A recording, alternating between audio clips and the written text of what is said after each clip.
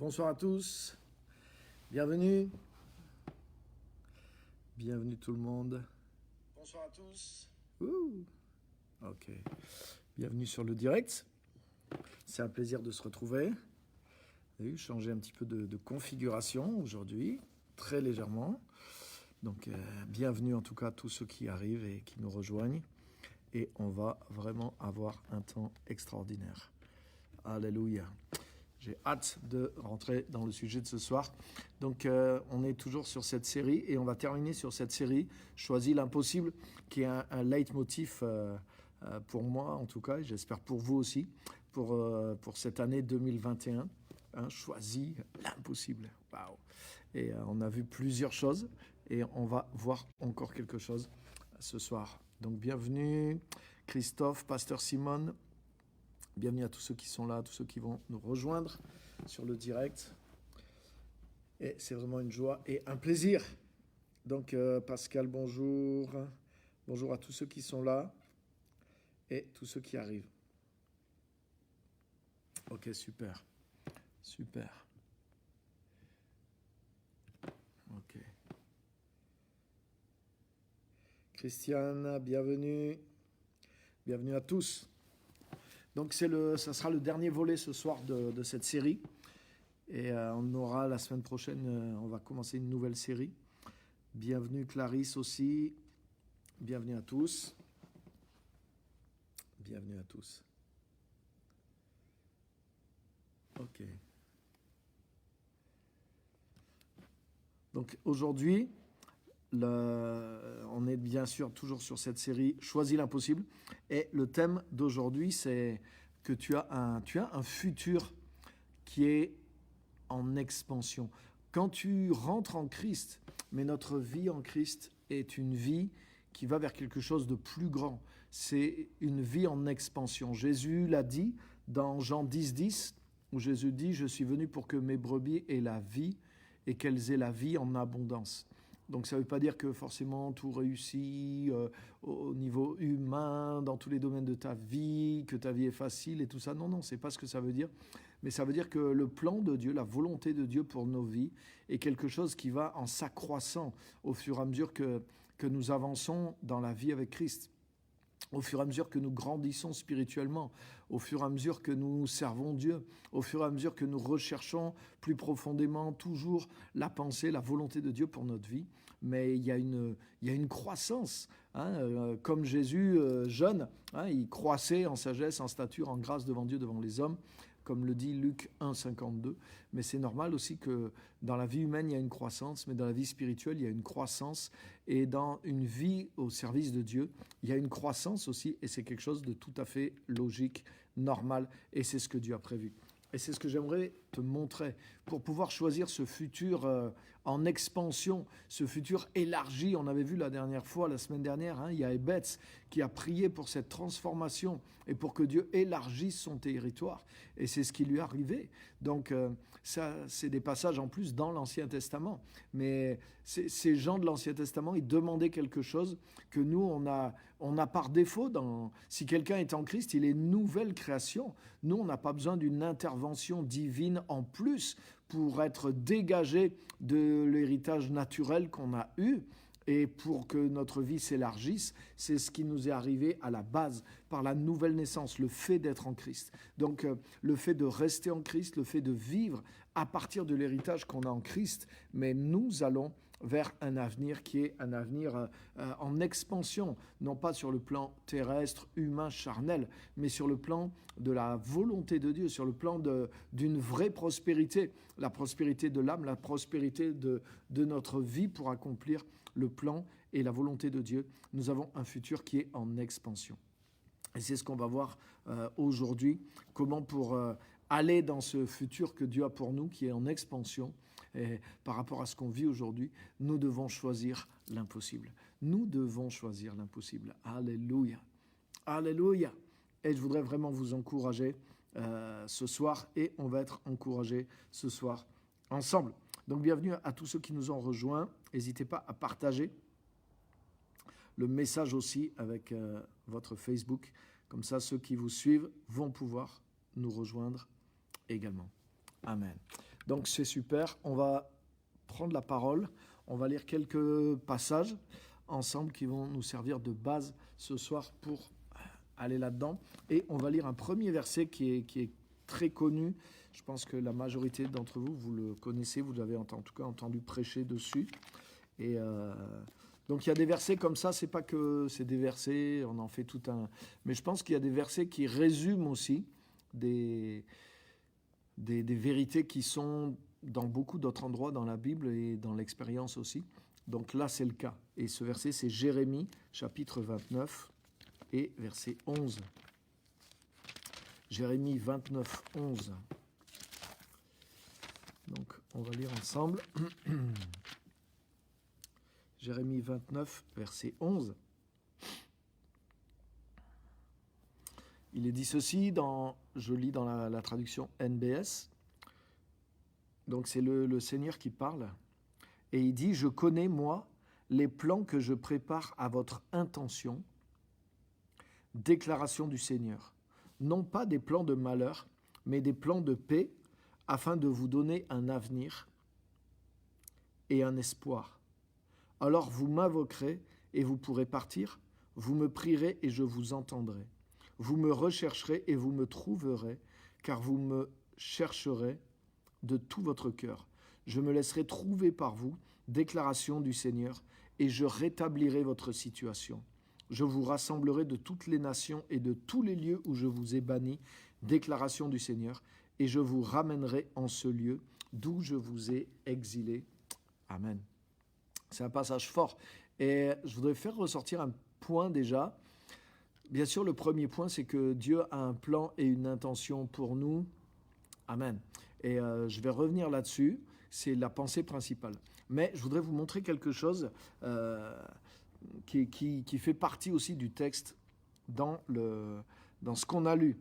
Hein, le verset 11, donc voilà, Dieu dit qu'il a des plans pour nous, de paix, non de malheur, etc. Et le verset qui suit, versets 12 et 13, « Alors vous m'invoquerez, vous pourrez partir, vous me prierez et je vous entendrai, vous me chercherez de tout votre... Pardon, vous me rechercherez et vous me trouverez, car vous me chercherez de tout votre cœur. Je me laisserai trouver par vous, déclaration du Seigneur, et je rétablirai votre situation. » Amen. Et des fois, il y a tellement de richesses dans ces passages que souvent on les sectionne, on les utilise à part. Hein, le verset 11, voilà, Dieu a un plan pour nous. Et le verset 12 et 13, si on cherche Dieu de tout son cœur, on va le trouver. Donc on utilise ces versets pour montrer certaines choses. Et c'est vrai parce qu'il y a tellement de contenu dans ces versets. Mais il y a un autre contenu aussi qui est là parce que ces versets sont ensemble. Et en fait, c'est relié.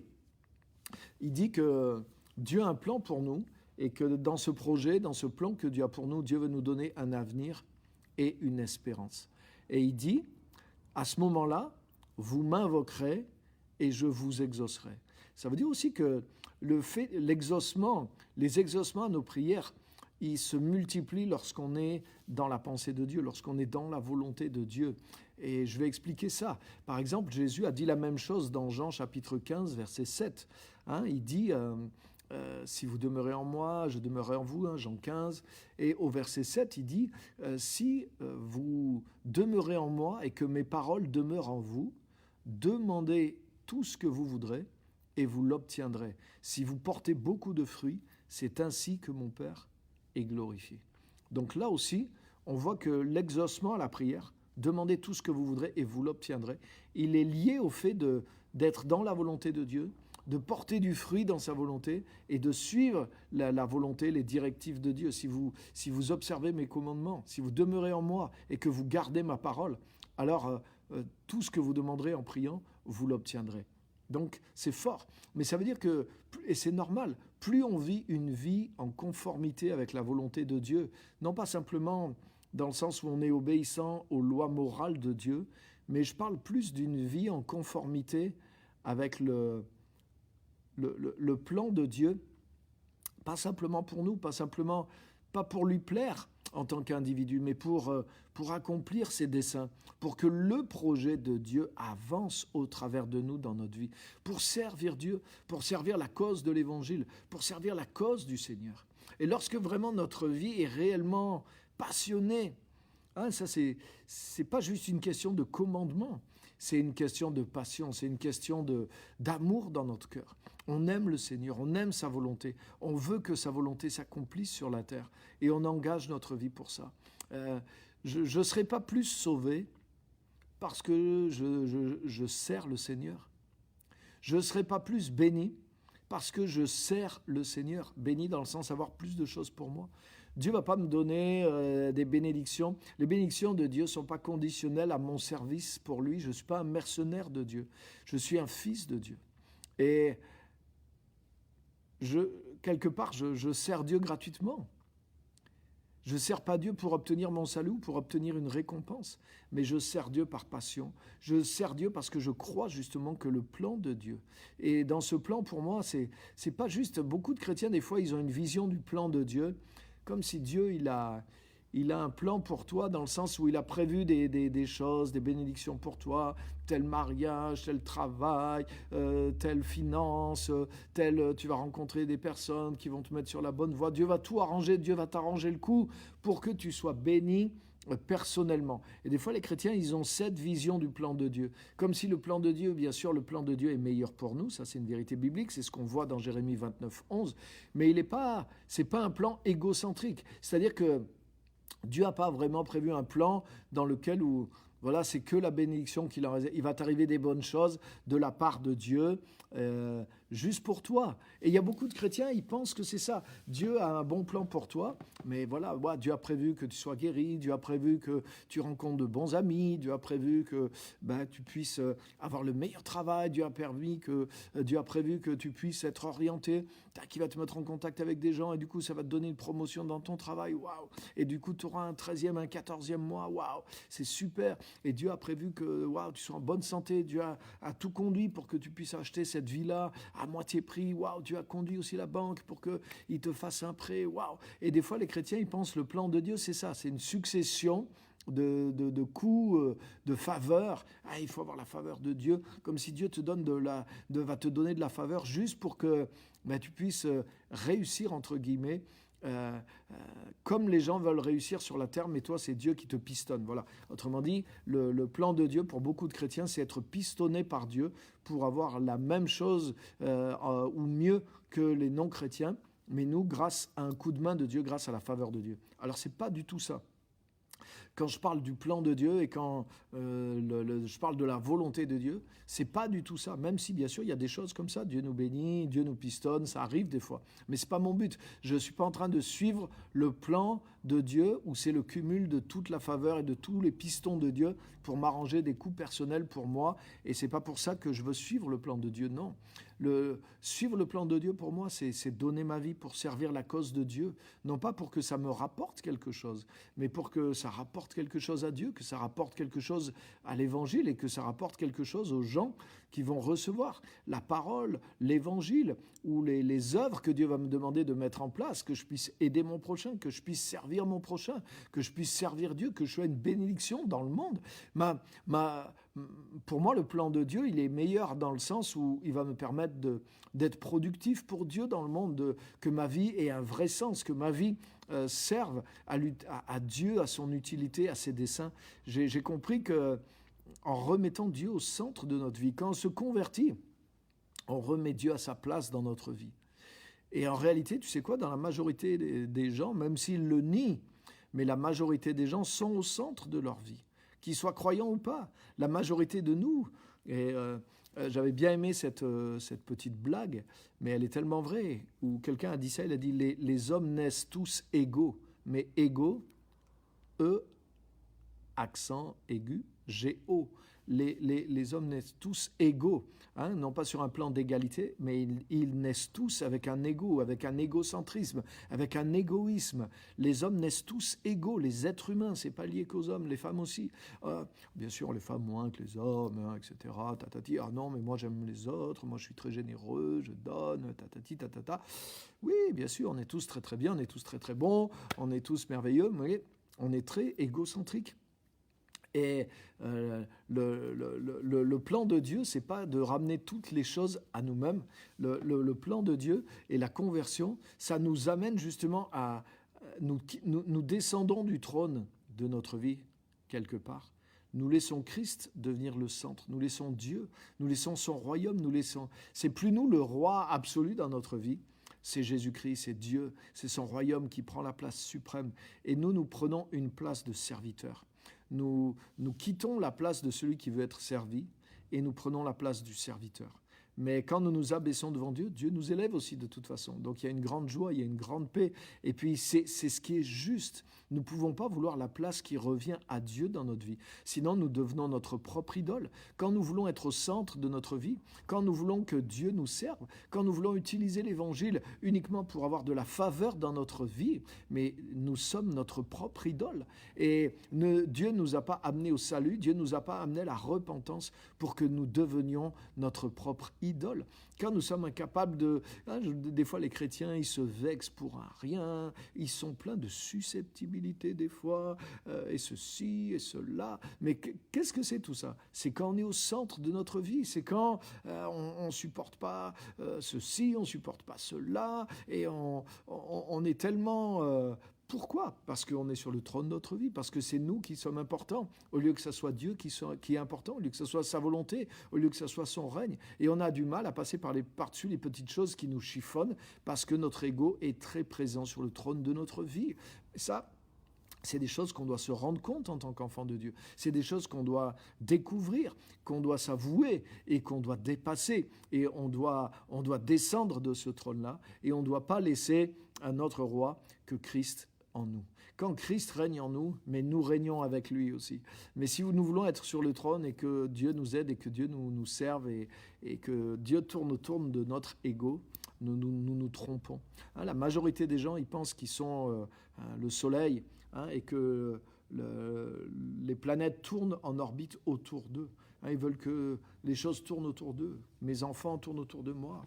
Les gens doivent tourner autour de moi. Dans ma famille, dans mon église, dans mon travail. Même Dieu doit tourner autour de moi. Et c'est moi qui suis au centre. Mais quand une des bases de la conversion, ça des fois on ne l'a pas vu. Peut-être on ne le prêche pas assez. Mais je suis content de le prêcher ce soir. Quand on se convertit, on réalise qu'on s'est trompé. Ce n'est pas un système basé sur nous, c'est un système basé sur Dieu. C'est Dieu qui est le soleil et c'est tout qui tourne autour de lui.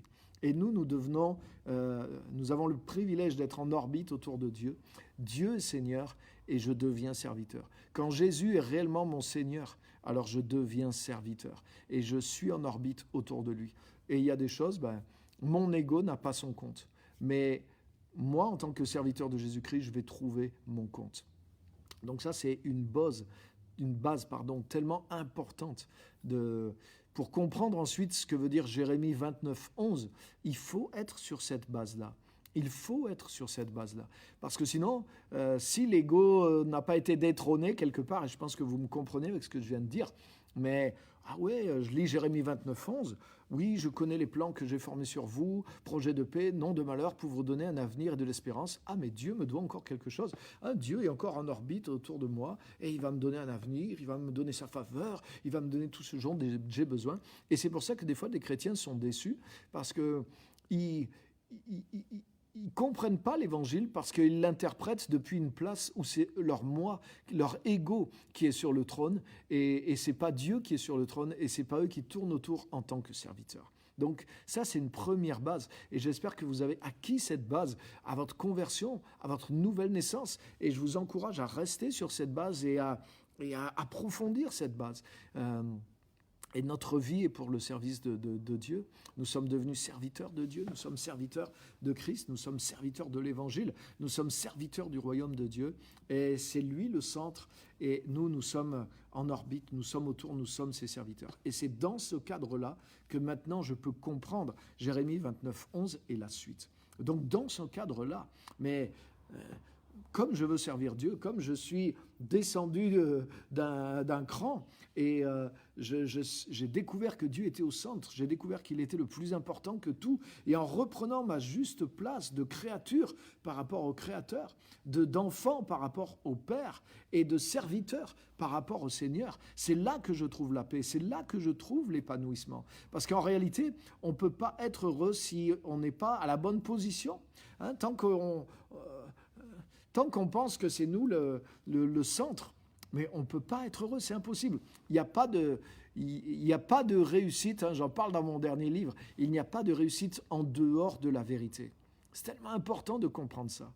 Même si j'avais la meilleure place au monde, mais que ce n'est pas vrai, que cette place est une illusion, que même si je me dis, ouais, mais à cette place, je vais avoir l'argent, je vais avoir ceci, je vais avoir la popularité, je vais avoir tout ce que les gens veulent, mais si c'est pas juste, si c'est pas vrai, si c'est pas mal, mais je serai jamais heureux là-dedans. C'est qu'une illusion, c'est que du vent, et c'est des choses à comprendre. Et c'est pour ça que l'évangile, ça restaure ce qui est vrai. Oui, ça nous abaisse un petit peu, mais ça met Dieu au centre de notre vie. Mais quand on accepte cette position, et quand on accepte que, waouh, c'est Dieu le Seigneur, c'est pas moi, et moi je deviens son serviteur, et qu'on prend notre place de créature par rapport au Créateur. Mais c'est là qu'on retrouve le bonheur, c'est là qu'on retrouve la paix, parce qu'on a remis les choses à leur juste position. Amen. Et c'est pour ça que des fois les gens ne comprennent pas quand on dit j'ai trouvé la paix, j'ai trouvé la joie, j'ai trouvé le bonheur en servant Dieu. Mais eux, ils pensent souvent les gens, ils pensent qu'ils restent sur le trône de leur vie, c'est eux, leur ego qui est là. Et il dit, mais je ne comprends pas, je demande à Dieu de me donner le bonheur, mais Dieu ne me donne pas le bonheur. Ce bonheur que prêchent les chrétiens et les pasteurs n'existe pas. Pourtant, j'ai donné mon cœur à Jésus, mais en réalité, je reste moi-même le centre. Et c'est mon ego qui est sur le trône. Donc évidemment, je ne peux pas trouver parce que je ne suis pas dans la vérité. Je ne suis pas dans une position qui est juste. Il y a une partie de moi qui est assise sur le trône, qui revient à Dieu et à Jésus-Christ. Donc il n'y a pas de bonheur possible dans cette posture-là. Et c'est pour ça que la Bible dit « Humiliez-vous sous la main puissante de Dieu ». C'est pour ça que la Bible dit aussi que la crainte de Dieu, c'est le commencement de la sagesse. C'est-à-dire que je dois rendre à Dieu sa juste place. Rien que de considérer, mais qui est Dieu, qui est le Créateur, il est le Tout-Puissant, mais waouh, mais je dois m'abaisser, je serai toujours petit par rapport à lui, je dois toujours être dans l'humilité par rapport à lui. Et je le vis bien, Dieu ne va pas m'écraser, Dieu, mais je dois juste reprendre ma juste place devant Dieu. Et à partir de là, je suis dans une position qui est dans la vérité, qui s'approche de la vérité. Et là, le bonheur est possible, la paix est possible à partir de cette position-là. Alléluia. Donc ça, c'est tellement important. Et tu sais quoi, en tant qu'enfant de Dieu, en tant que serviteur de Dieu, mais moi, j'ai besoin d'entendre ce message. Et ça me fait du bien d'entendre ça. Et j'ai besoin de garder dans cette position. Parce que j'ai compris que si je lâche mon ego, mais mon ego ne me conduit jamais à... Il me conduit à être malheureux. Et même quand ton ego, il a tout ce qu'il veut, il n'est pas satisfait. Parce que finalement, il veut être un Dieu, mais il n'en est pas un. Et finalement, c'est quand tu deviens un serviteur et que Dieu te remplit, que tu trouves cet épanouissement et que tu deviens finalement un vrai fils de Dieu. Jésus est devenu, a montré ce que c'est la vie d'un fils de Dieu sur terre et il avait un grand pouvoir, il faisait des choses extraordinaires, mais il était vraiment dépendant du Père. Et en vivant dans cette position, lui-même, il s'est dépouillé et en tant qu'il a pris la place d'un serviteur, hein, et il a eu besoin de la prière, il a eu besoin du Saint-Esprit et il s'est donné entièrement pour faire la volonté de son Père, il s'est effacé pour faire la volonté de son Père. Alors que lui, son ego était sans péché, alors que lui, son ego était divin à 100%, mais pourtant il s'est abaissé et il a montré ce qu'était la vie d'un vrai homme et d'un vrai fils de Dieu sur terre en étant le parfait serviteur de la volonté du Père. Alléluia. Donc quand ça c'est vraiment posé et c'est vraiment en place dans notre vie, mais Jérémie 29:11 prend son véritable sens et les versets qui suivent aussi. Donc maintenant on est là, maintenant regardez, Jérémie 29:11. Je connais, moi, les plans que je prépare à votre intention, déclaration du Seigneur. Non pas des plans de malheur, mais des plans de paix, afin de vous donner un avenir et un espoir. Donc Dieu a un plan, Dieu a un avenir pour nous, mais cet avenir, il est lorsqu'on prend la place d'un serviteur. Dieu a un service pour nous. Regarde Jésus, l'avenir que Dieu avait pour lui, ce n'était pas un avenir égocentrique, c'était un avenir qui était un plan de Dieu. Lorsque tu sers Dieu, lorsque tu Tu magnifies Dieu lorsque, regarde, quand Jésus a terminé sa vie, il a dit, Père, tu as été glorifié. Ton nom a été glorifié par ma vie. Jésus n'est pas venu pour que lui soit glorifié. Pourtant, ça aurait été, quelque part, ça aurait été légitime. Mais pour lui seul. Mais pour nous, ce n'est pas légitime. Regarde, même beaucoup de gens qui sont chrétiens, même des fois dans le service de Dieu, mais quelque part, ils veulent un peu être glorifiés. Ils veulent que ce soit eux, que ce soit leur nom, que ce soit leur onction, que ce soit leur ministère, que ce soit leur don, que ce soit leur mouvement, que ce soit leur... On a cette tendance à vite faire ça. Mais non, Dieu doit être glorifié. Et Jésus, lui, quand il a achevé sa course, il était content parce qu'il a dit « Mais Père, tu as été glorifié par ma vie. » Et c'était ça mon but. C'était ça le plan de Dieu. Dieu n'est pas mégalo, mais pour qu'on soit béni, mais c'est à chaque fois que Dieu va être glorifié dans notre vie, que nous, on va être satisfaits, qu'on va être heureux. Parce qu'on a une juste place par rapport à Dieu, par rapport à sa gloire. Oui, que Dieu soit glorifié, que Dieu soit élevé, que Dieu se montre dans nos vies, que Dieu agisse au travers de notre vie, que la volonté de Dieu se fasse au travers de nous, pas juste pour nous parce qu'elle est à notre avantage d'un point de vue humain, mais que la volonté de Dieu se fasse au travers de nous. Pourquoi ? Parce qu'elle va être bonne pour la gloire de Dieu, elle va être bonne pour l'humanité, elle va être bonne pour le corps de Christ, elle va être bonne pour ceux qui ne connaissent pas Jésus, elle va être une manifestation de Dieu sur terre. Mais je veux que ma vie soit la continuité de la vie de Jésus-Christ. Je veux que Christ puisse...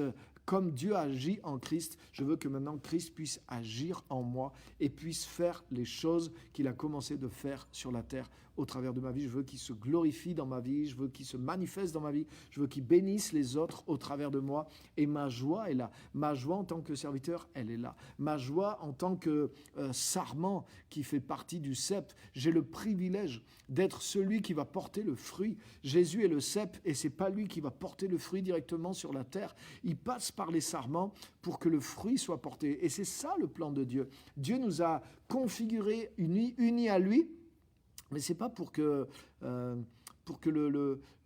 c'est pas pour que le sarment se glorifie, c'est pas pour que le sarment exerce ce qu'il veut lui, mais c'est pour que la vie divine, le sarment, il a compris son rôle et son utilité et il s'inscrit dans le prolongement de Christ, dans un prolongement qui est tout le plan de Dieu pour la vigne et que le fruit soit porté sur la terre pour le bien des hommes et pour la gloire de Dieu. Et c'est là que Dieu a un plan précis pour nous. Dieu a un plan précis, non pas égocentrique, mais un plan précis pour qu'on le glorifie, pour qu'on porte du fruit, pour que sa volonté s'accomplisse, autrement dit, pour ce qu'il y a de meilleur en tout. Parce que ce qui est meilleur pour Dieu par ma vie, c'est ce qu'il y a de meilleur pour moi, c'est ce qu'il y a de meilleur pour ma famille, c'est ce qu'il y a de meilleur pour les autres aussi, ça c'est certain. Bien sûr, c'est pas à but égocentrique, mais Dieu est parfait et la volonté de Dieu peut pas être bonne au travers de toi et mauvaise pour toi. Si la bénédiction te traverse, elle te touche aussi, ne t'inquiète pas. Mais le but, c'est pas que tu sois béni, mais en aimant Dieu et en aimant sa volonté, mais tu seras rassasié de voir la volonté de Dieu s'accomplir pour ta vie. Amen. Donc, en tant qu'enfant de Dieu, le fait d'être descendu du trône de notre vie, d'être devenu serviteur, et que Dieu soit Seigneur, Jésus soit Seigneur dans notre vie, et qu'il y a ce désir, cette passion maintenant de le servir de tout notre cœur, et que ses plans, ses desseins s'accomplissent dans notre vie. Quand on est comme ça, on est bien positionné, et là, Dieu va nous ouvrir ce plan parfait qu'il a pour nous, parce que c'est dans ce sens-là que Dieu a écrit son plan. Regardez avec moi Romains 8, 29, pour aller dans le même sens que Jérémie 29, 11. Romains 8, 29. On va lire même le verset 28. Et souvent le verset 28 qui est cité à tort et à travers. On ne peut pas le sens.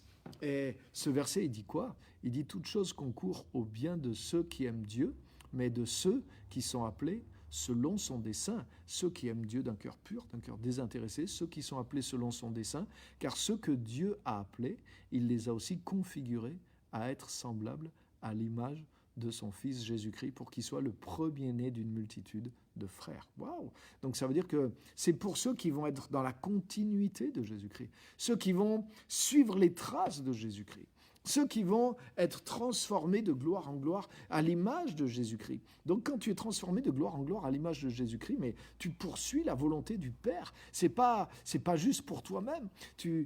C'est pas juste dans ton caractère que tu es transformé. Tu es transformé dans ton caractère, mais pour suivre une démarche extérieure, pour que ta vie aussi soit de plus en plus au service de Christ et de plus en plus active, productive, spirituellement. C'est-à-dire que la vie qui grandit en toi, la vie de Christ qui grandit en toi, elle s'extériorise de la même façon que Jésus vivait sur terre. C'est-à-dire si tu grandis à la ressemblance de Christ, tu grandis en amour, par exemple. Le fruit de l'esprit, tu grandis en amour, tu grandis en paix, tu grandis en joie, tu grandis en douceur, tu grandis en maîtrise de soi. Waouh! Par exemple, beaucoup de chrétiens, ils ont envie de tout ça, et ils ont raison. Mais tu ne peux pas grandir en même temps, je dirais, dans cette compétence de caractère, à l'image de Christ, et ne pas grandir aussi dans le ministère, dans le service que tu fais pour Dieu. Tu ne peux pas grandir dans les outils et ne pas utiliser ces outils-là. C'est pas juste, tu grandis pas dans le caractère, ah bah c'est super, ça me facilite les choses. Grâce au caractère de Christ qui est en moi, je suis tout le temps heureux. Je suis rempli de paix, je suis rempli de joie. J'ai de moins en moins de conflits avec ma femme, avec mes enfants, avec mes collègues. Je sais comment manager ma petite vie pour que tout aille bien et je sais être heureux. Waouh, ça c'est cool. Et c'est vrai que cette philosophie de vie chrétienne, tu peux vivre zen, tu peux vivre en paix, tu peux vivre dans la présence de Dieu. Avec le fruit de l'esprit, tu peux être heureux, mais quelque part, c'est égoïste encore.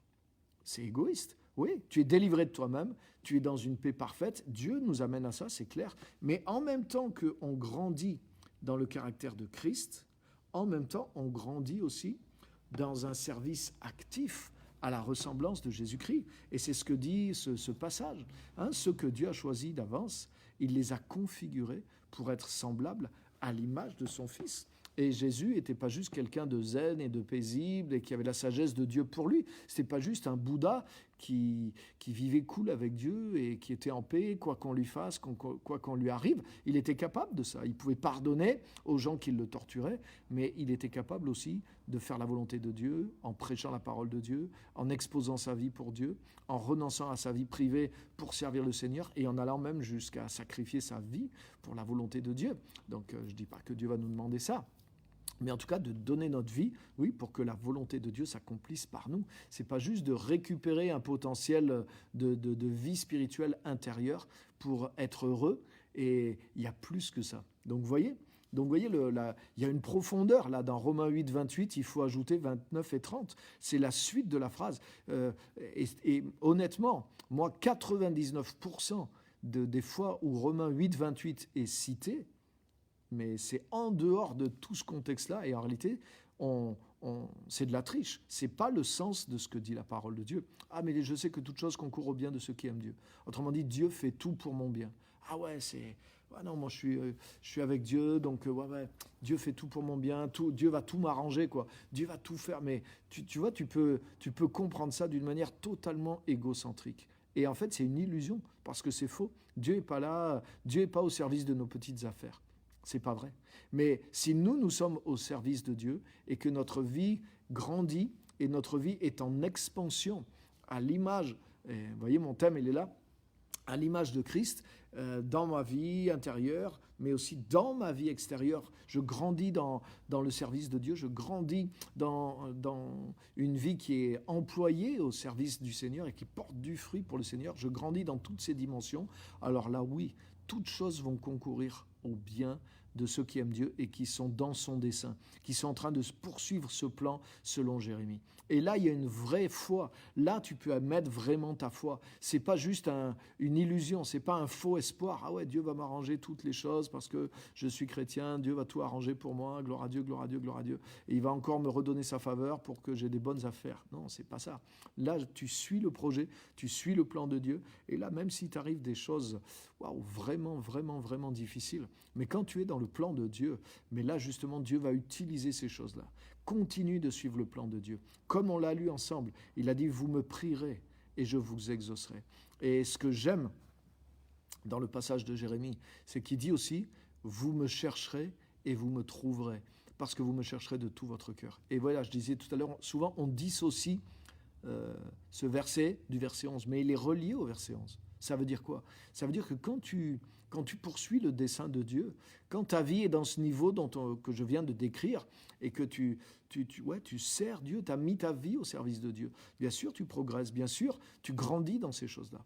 Mais quand tu es dans cette configuration-là, qu'on voit dans Romains 8, 28 à 30, ceux qui sont appelés selon son dessein, ceux qui sont en train de poursuivre ce dessein de Dieu, ceux qui sont en train de servir Dieu, ceux qui sont en train d'être transformés par Christ et qui grandissent en devenant comme Christ dans leur caractère et dans leur service. Quand tu es dans cette marche avec le Seigneur et que tu es dans ce progrès avec Dieu, dans cette expansion, non seulement toute chose concourt réellement à ton bien, mais ton bien c'est quoi? C'est de vouloir justement progresser, être en expansion dans le service de Dieu. Donc là, sois sûr que même s'il y a des choses qui ne vont pas dans ton bien immédiat, dans le sens où tu peux avoir des choses qui ne marchent pas, tu peux avoir des souffrances, tu peux avoir des contrariétés, tu peux avoir des obstacles, tu peux avoir de l'opposition, tu peux avoir des choses qui semblent aller à l'inverse de ce que tu voulais même pour le Seigneur.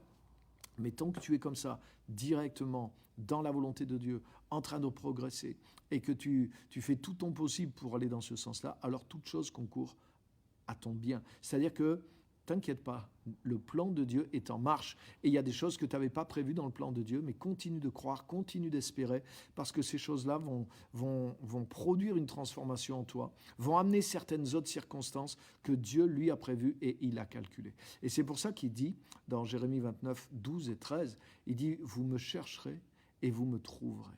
C'est-à-dire que tu as la promesse que Dieu va te répondre, que les choses que tu veux pour sa gloire, pour sa volonté, dans ton service pour Dieu, tu vas trouver Dieu et Dieu va vraiment te répondre. Bien sûr, tu peux vivre certaines déceptions, tu peux vivre certaines trahisons, mais regarde Jésus, Jésus est passé par toutes ces choses-là.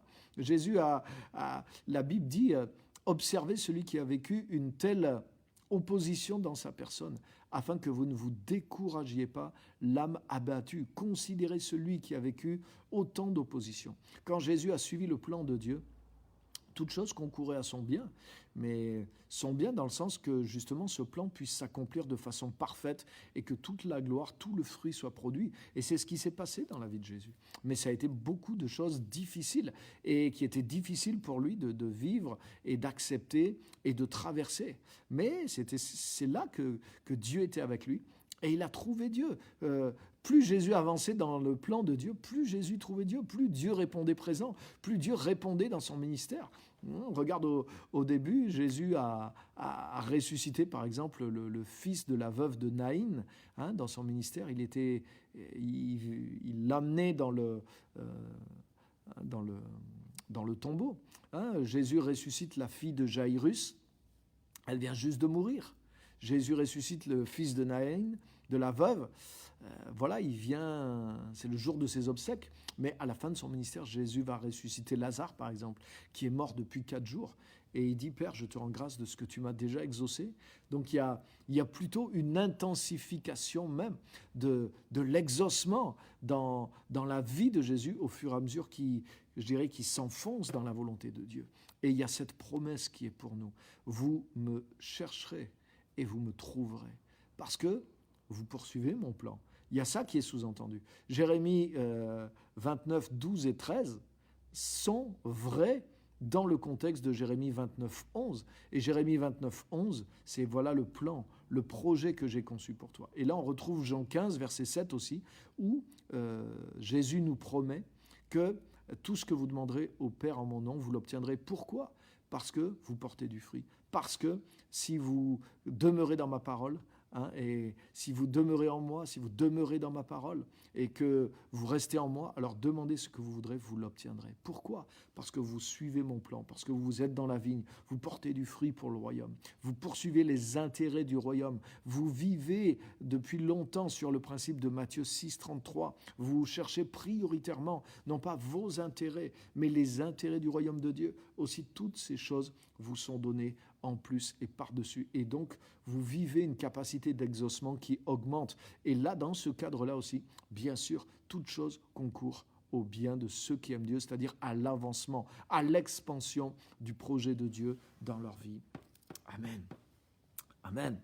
J'espère que ça vous parle et que ça vous aide à comprendre certaines choses, peut-être à mieux vous positionner dans certaines choses, et ça peut vous aider à traverser peut-être certaines épreuves dans lesquelles vous êtes au jour d'aujourd'hui.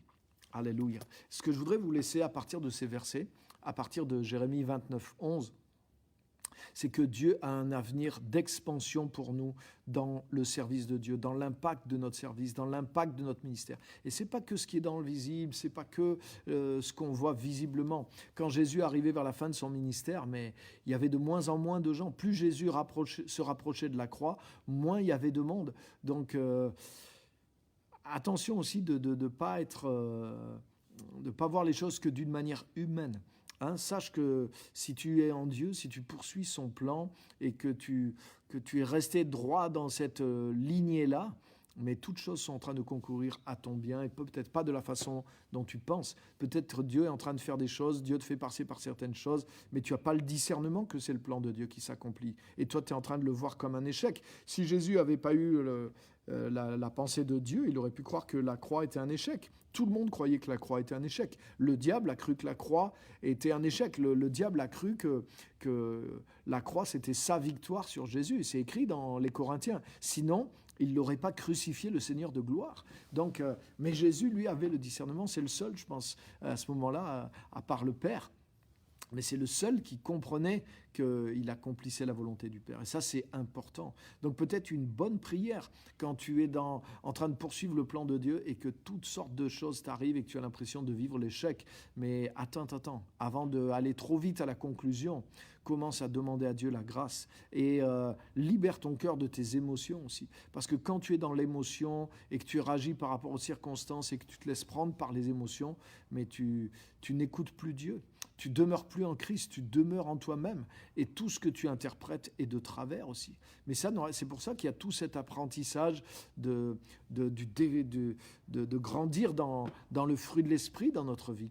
Parce qu'il faut qu'on puisse tenir bon quand on passe par toutes ces choses-là pour qu'on ne soit pas découragé, qu'on ne soit pas ballotté par l'ennemi, accusé, etc., etc. On doit apprendre à demeurer dans cette paix, dans cette présence de Dieu, quelles que soient les circonstances extérieures. On ne peut pas naviguer à vue, mais on doit naviguer comme en avion. Tu ne peux pas naviguer tout le temps à vue, tu navigues avec des appareils qui te disent, voilà, tu es dans telle position, des fois tu vois rien, tu es dans les nuages et pourtant tu avances à 1000 km/h et tu vois rien et tu sais pas, est-ce que je vais taper dans un avion, est-ce que je suis en train de descendre, je suis en train de monter, tu te fies à des appareils. Et c'est un peu pareil, la vie par la foi, tu te fies à la parole de Dieu, tu te fies à ce que tu sais et tu peux pas toujours te fier à ce que tu vois. Et des fois, si tu te fies à ce que tu vois, mais tu peux être désespéré et prendre de mauvaises décisions. Donc je voudrais que ce message t'aide ce soir à comprendre ces choses et à réutiliser la foi. Si tu es dans la tempête, mais réutilise la foi. Ne te fie pas à ce que tu vois quand tu es dans la tempête. Fie-toi à ce que Dieu t'a dit. Fie-toi à ce que Dieu t'a montré. Fie-toi à ce que tu sais de la parole de Dieu. Fie-toi à ce que tu entends ce soir. Et repositionne-toi dans la foi. Reprends-toi. Te laisse pas aller à tes émotions. Te laisse pas aller aux réactions que tu as. Jésus est resté ferme jusqu'à son dernier souffle sur la croix. Tout le monde disait, mais si tu es fils de Dieu, sors de là. Si Dieu était avec toi, il ne permettrait pas ça. Même Pierre qui a dit, mais non, Dieu ne le permettra pas, etc. Il n'y a que Jésus qui savait et il a tenu ferme. Donc peut-être, ça serait intéressant pour toi et peut-être c'est le moment pour toi de prendre du recul sur ce que tu ressens et de chercher à vraiment discerner qu'est-ce que Dieu est en train de faire et comment Dieu te conduit. Si tu regardes le plan de Dieu dans la vie de Joseph, tu connais l'histoire de Joseph, mais il poursuivait le plan de Dieu. Et pour lui, réellement, toutes choses ont concouru au bien, à son bien, parce que lui recherchait le plan de Dieu plus que tout. Si tu es réellement d'accord, si ta vie, si ta décision et ta manière de marcher, ça a été toujours de rechercher le plan de Dieu plus que toi-même, et que tu es prêt à reculer et laisser la place au plan de Dieu, wow, alors tu es dans une bonne position pour que toute chose concourt à ton bien. Et ça ne veut pas dire que ça veut pas dire que tout est facile, au contraire. Peut-être tu peux être dans des épreuves que tu ne comprends pas, mais fais un point avec l'intelligence qui vient de Dieu et de la parole, pas avec ce que tu ressens, mais pas avec ce que tu vois, mais avec ce que le Saint-Esprit veut essayer de te montrer. Donc, ne reste pas émotionnel, mais reviens dans la pensée de Dieu ce soir. Amen. Donc Dieu a un futur d'expansion pour toi et c'est ce que tu dois croire. Et c'est pour ça que tu dois choisir l'impossible. Choisir l'impossible, c'est ça. Choisir l'impossible pour Joseph, c'était continuer d'espérer alors qu'il semblait qu'il n'y avait pas d'espérance. Si Joseph s'était laissé aller, il aurait pu dire, de toute façon, foutu pour foutu, allez, pourquoi pas aller avec la femme de Potiphar? Ouais, foutu pour foutu, pourquoi je vais aller interpréter les rêves de ces serviteurs de Pharaon, alors que tous ces gens sont injustes, alors que tous ces Égyptiens sont injustes, ils m'ont volé ma vie, hein? Ils m'ont mis en prison injustement, j'ai rien fait et je suis dans leur prison. Pourquoi je vais aller servir le responsable de la prison? Pourquoi je vais aller faire son travail? Lui va se payer du bon temps alors que moi je vais faire son travail et c'est le crédit de mon travail va lui être imputé à lui. C'est lui qui va toucher des 13e mois. Et moi, personne ne saura que c'est moi qui ai fait ce travail. Pourquoi je vais aller faire ça pour des ennemis, pour des gens qui ne m'apportent rien, pour des gens qui m'ont envoyé injustement en prison? Tu vois ce que je veux dire? Si Joseph avait été dans ses émotions, dans son ressentiment envers ses frères, envers les Égyptiens, jamais il aurait pu garder l'attitude qu'il a gardée pendant des années et des années. Pourquoi? Parce qu'il s'était détaché de son ego, parce qu'il était mort à lui-même, parce que le plan de Dieu était plus important pour lui que sa propre vie. Et il continuait d'avoir une bonne attitude et d'exercer non seulement sa compétence dans son caractère, mais sa compétence dans ses dons, au service même en réalité, comme ses ennemis sur le plan charnel. Mais il espérait que Dieu allait faire quelque chose au travers de tout ça, sans être sûr, sans savoir. Et bien des années sont passées. Mais finalement, l'avenir lui a donné raison. Pourquoi? Parce qu'il savait qu'il poursuivait un plan de Dieu. Alléluia. Dieu lui avait donné un rêve, Dieu lui avait donné une vision. Il savait qu'il était, et il avait mis sa vie au service de Dieu. Et il a dit, je ne reviendrai pas en arrière. Je ne laisserai pas tomber. Je ne me laisserai pas conduire par ce que je ressens. Ou peu importe si mon avenir semble bouché, je crois dans le Seigneur. Et c'est ce que tu dois faire. Parce que Jérémie 29, 11, parce que Romains 8, 28 à 30, Dieu nous donne la certitude qu'il y a un plan qu'il a prédestiné, qu'il a prédéterminé pour ceux qui l'aiment et ceux qui veulent le servir. Donc si jusqu'à aujourd'hui c'est ce plan que tu as suivi, Dieu n'a pas changé d'idée, Dieu n'a pas changé de plan, Dieu n'a pas changé Dieu n'a pas arrêté son plan, Dieu n'a pas mis stop, mais ça continue. Simplement peut-être les choses ont bougé, les circonstances peuvent avoir changé, mais Dieu n'a pas changé. Et ce qu'il te demande, c'est de croire, de continuer à lui faire confiance. Abraham a espéré contre toute espérance, et la Bible dit c'est comme ça qu'il a obtenu. Il a espéré alors qu'il n'y avait plus de raison humaine d'espérer. Il a espéré pendant longtemps, Dieu lui avait dit, mais à un moment, il disait, les choses n'arrivent pas. Mais à un moment, il a compris que c'était dans une autre dimension. Et il a continué d'espérer alors qu'il n'y avait plus de raison d'espérer. C'est ce que la Bible dit. Et c'est là que le miracle s'est produit aussi. Alléluia. Donc son espérance était basée sur justement la parole et le plan de Dieu pour lui. Et il y a un moment, il ne pouvait plus du tout marcher par la vue. Tout ce qui était possible sur le plan humain était plus que perdu. Son âge, l'âge de sa femme, Ismaël, Dieu lui a dit non, c'est pas Ismaël. Donc il n'y avait plus aucune raison, il n'y avait plus aucun espoir à l'horizon. Et pourtant, Dieu avait un plan. Et c'est là qu'il a continué d'espérer contre toute espérance et que les choses sont arrivées. Alléluia.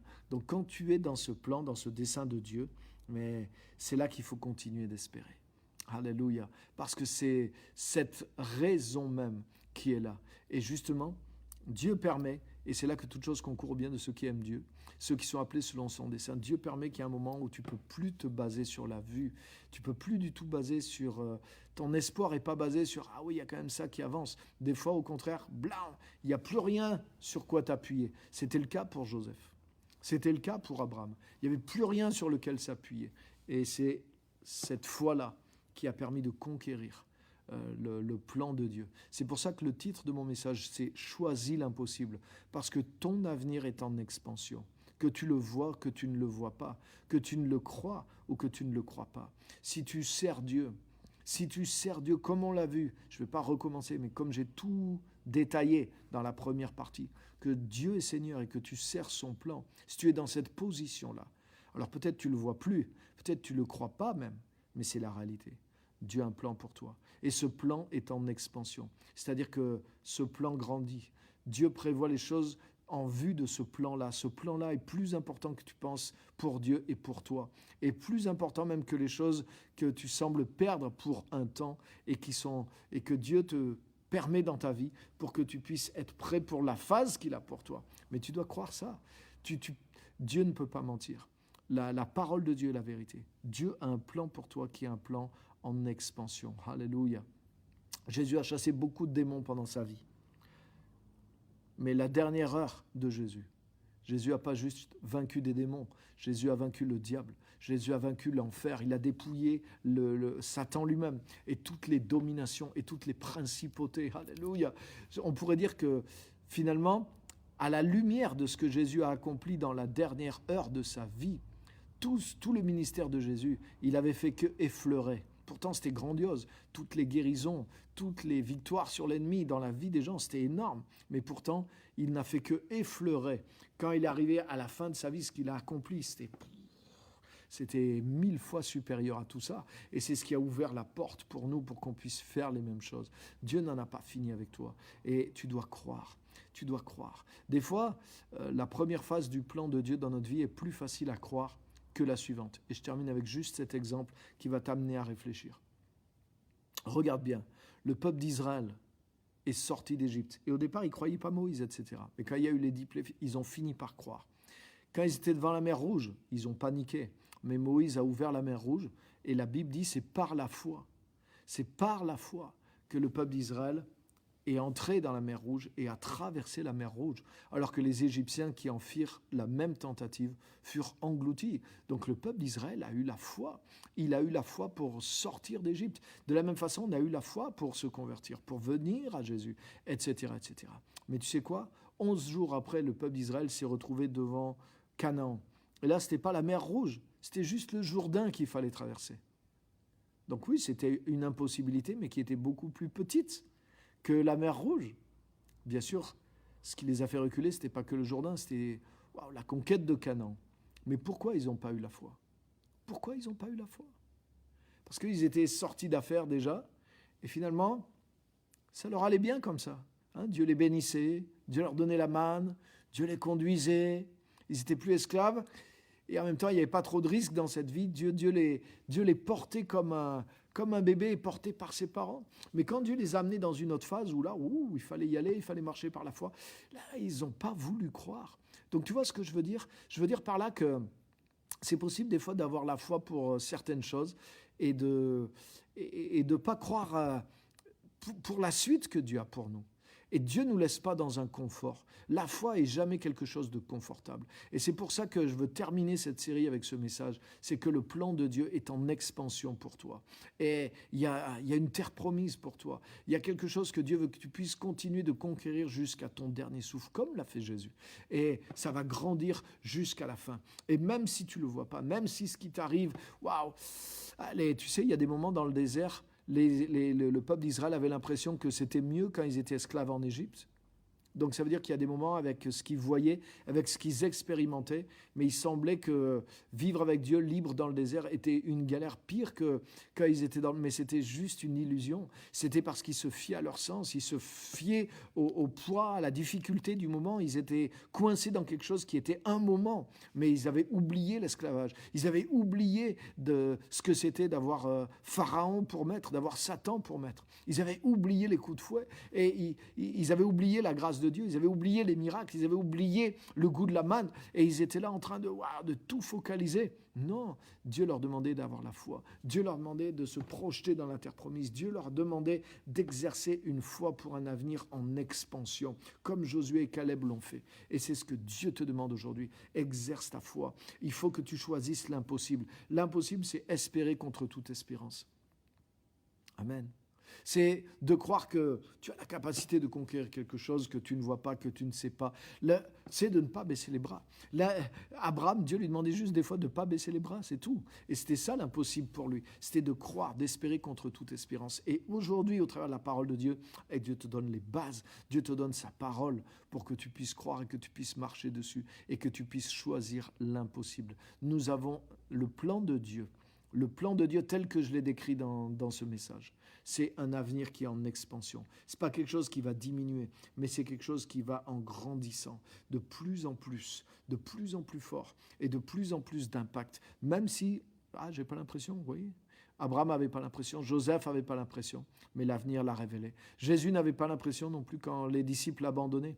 Plus Jésus arrive vers la croix, plus les disciples l'abandonnent. Jean 6, quand il a commencé à dire « Waouh, il va falloir manger ma chair et mon sang », il parle de son sacrifice. Beaucoup l'ont abandonné. En voyant le sacrifice arriver, les gens l'abandonnaient. À la croix, il ne restait plus grand monde. Et à la Pentecôte, il ne restait plus grand monde non plus. Donc Jésus aurait pu dire « Waouh, c'est un échec », mais Jésus ne se fiait pas à ça. Il savait que ce qu'il allait accomplir était de la plus haute importance. Alléluia.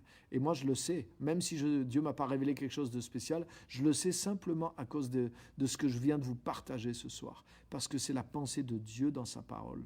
Alléluia. Alléluia.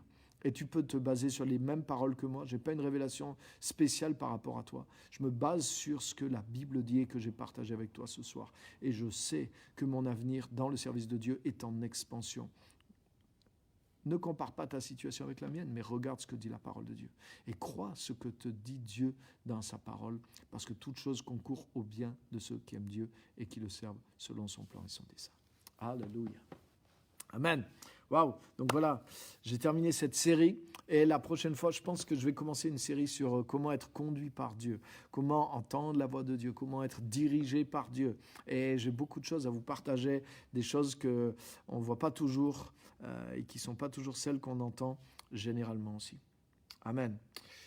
Donc que Dieu vous bénisse. J'ai pris pas mal de temps. Donc je vais regarder les commentaires. Jésus a donné l'exemple. Amen. Ego égale insatisfaction. Et ça, c'est vrai. Ça, c'est sûr et certain. Quand l'ego est le roi dans notre vie, on est malheureux.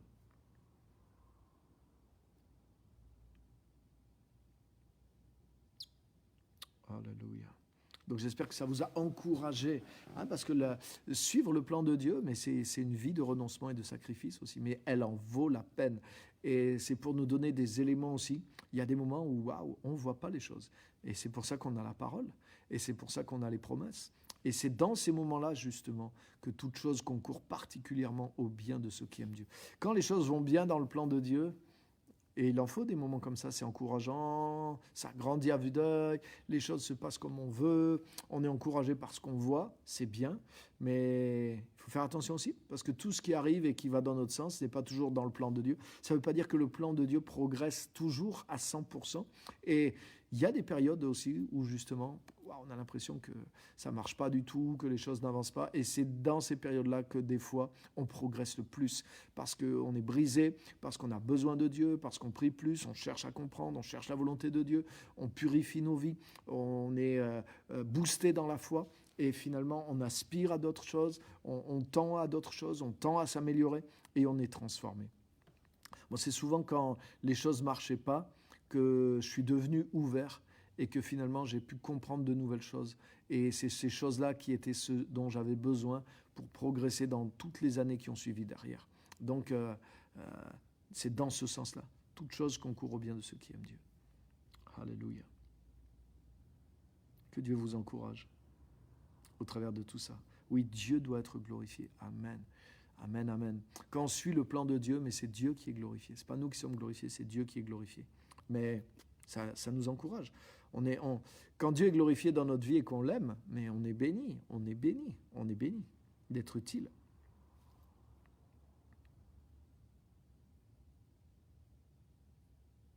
Amen. Oui, quelqu'un dit, quand c'est Dieu qui vit en nous, nous sommes un instrument pour les autres et la joie que ça procure nous suffit. Et c'est vrai. Amen. Romains 8, 29, super.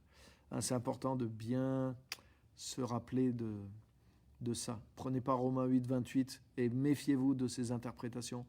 Toute chose concourt au bien de ceux qui aiment Dieu. Ça veut dire Dieu m'arrange encore la faveur de Dieu pour mon ego. Mais Dieu, t'as eu des soucis, mais c'est pas grave, t'inquiète pas. Dieu va là en faire pour ton bien, mais pas pour ton bien égo. Non. Quand tu es dans le plan de Dieu, oui. Je pense qu'on l'a bien vu. Remettre Dieu à sa place dans nos vies, nous dit Christiane, alors là, on sera dans sa volonté. Exactement. Hein, c'est Dieu, le centre, et moi qui suis en orbite. Pas l'inverse. Pas l'inverse. Madame Sa de Abidjan était avec nous. Waouh, super, content de te voir. Content de te voir. L'expansion exige la foi. La raison naturelle n'a pas de place. Et c'est vrai. L'expansion exige la foi. Surtout dans les moments où on ne peut pas naviguer avec la vue. Amen. Et on doit être conduit par cette pensée-là. On doit continuer notre service par cette pensée-là. C'est ce que Jésus a fait.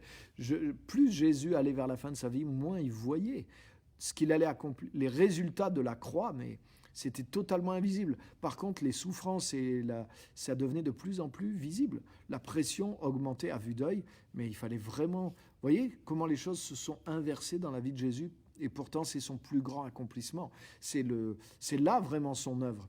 Hein, tout ce que Jésus a fait avant comptait, mais sa vraie œuvre, c'est heureusement que Jésus n'a pas fait que guérir des malades, prêcher et chasser des démons. L'œuvre de Jésus, c'est l'œuvre de la croix. Le reste compte, hein, je ne veux pas le minimiser, mais l'œuvre centrale de Jésus-Christ, c'est la croix, sa résurrection et son ascension et le déversement du Saint-Esprit. Mais au moment où Jésus va vers la croix, waouh, il voit rien, il voit que la difficulté. Et pourtant, derrière, donc vous voyez, on doit comprendre ces choses-là. Que Dieu nous aide et que Dieu vous fortifie. Merci à tous d'avoir été là. Mon heure est passée. Donc rendez-vous jeudi prochain pour une nouvelle série sur comment être conduit par Dieu, comment entendre la voix de Dieu, comment vivre une vie dirigée par Dieu. Et vous allez voir, on va découvrir des choses excellentes ensemble aussi. Donc que Dieu vous bénisse. Rendez-vous dans les cultes à Saint-Éloi-les-Mines, à Clermont-Ferrand, les dimanche bien sûr qui vient à 10h sur les 2 sites, on est sur la même heure. Clermont-Ferrand, venez nombreux, il y a des places dans la salle de culte, on peut rajouter encore des places, il n'y a pas de souci, il n'y a pas de limite de place pour l'instant, on peut continuer en tout cas avec le nombre de gens qui viennent, donc vous êtes les bienvenus, vous pouvez amener des amis, on n'a aucun problème d'épidémie, on prend les mesures.